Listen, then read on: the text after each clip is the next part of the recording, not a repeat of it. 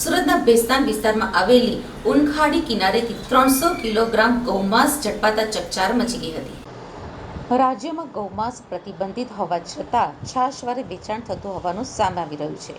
ત્યારે સુરતના ભેસ્તાન વિસ્તારમાં આવેલી ઉનખાડી કિનારેથી 300 કિલો ગૌમાંસ ઝડપાતા ચકચાર મચી ગઈ હતી।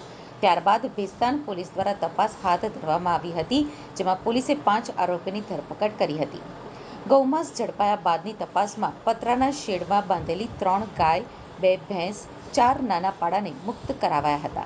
સાથે જ 3 લાખથી વધુનો મુદ્દામાલ કબજે કરવામાં આવ્યો હતો। ઉન વિસ્તારના ગુલઝાર વિલા પાછળ રેડ કરવામાં આવી હતી, જ્યાં તબેલાની આડમાં ગૌ તસ્કરી કરવામાં આવતી હોવાનું સામે આવ્યું છે। પોલીસે 5 આરોપીઓમાં ઝુબેર રહીમુદ્દીન શેખ, રાજુ બુધિયા રાઠોડ અને ઇમરાન ઇસ્માઇલ કુરેશીની ધરપકડ કરી હતી। મુસ્તાક ઉર્ફે રિયાઝ ઉર્ફે ચીકુ મુનાફ શેખ, સમીર નૂરખાનની ધરપકડ કરવામાં આવી હતી, જ્યારે નઈમ સલીમ કુરેશી વોન્ટેડ જાહેર કરાયો છે। આરોપી ઝુબેર કતલખાનાની દેખરેખ અને મજૂરી કામ કરતો હતો। ભેસ્તાન પોલીસે કાયદેસરની કાર્યવાહી પણ હાથ ધરી છે।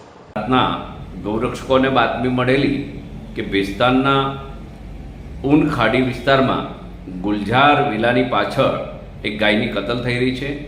ભેસ્તાન પોલીસનો સંપર્ક કરી તેઓની સાથે ગૌરક્ષકોએ રેડ કરી તો ત્યાં એક ગાયની કતલ થઈ રહી હતી। મિત્રો, મહોરમ અને બીજા પણ તહેવારો આવવાની તૈયારી છે ને મહોરમ ચાલી રહી છે, તેમ છતાં આ કસાઈઓ, ગાય કાપવાવાળા લોકો હજી પણ બેફામ છે। પોલીસે 5 લોકોની ધરપકડ કરી છે। આ 5માંથી 4 લોકો એવા છે કે જે વારંવાર પશુઓની હત્યા કરવામાં ટેવાયેલા છે। મિત્રો, ગૌરક્ષકોની સક્રિયતાના કારણે આ એક મોડસ ઓપરેટિંગ બહાર આવી છે। જે લોકો વારંવાર પશુઓ લાવતા ને એક તબેલામાં રાખતા અને પછી ધીરે ધીરે એને એ પશુઓની કતલ કરવા માટે ખાડી કિનારે પશુઓને લઈ જતા।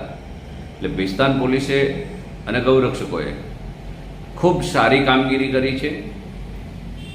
આ જે લોકો છે એ વારંવાર આવા પશુઓ કાપવાથી ટેવાયેલા છે, એમના ઉપર પહેલાં પણ અગાઉ કેસો થયેલા છે। આ તમામ કસાઈઓ વિરુદ્ધ પાસા સહિતની કડક કાર્યવાહી થવી જોઈએ।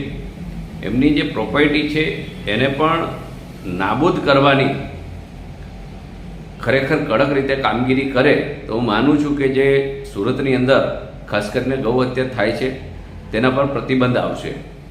આમ પણ પોલીસ હમણાં તમામ જગ્યા પર દરોડા પાડી રહી છે, ખૂબ સક્રિયતા ગૌ હત્યાના મામલામાં દાખવી રહી છે। તો આમાં પણ ખૂબ કડક કાર્યવાહી થાય એવી તમામ ગૌરક્ષકો અપેક્ષા રાખે છે।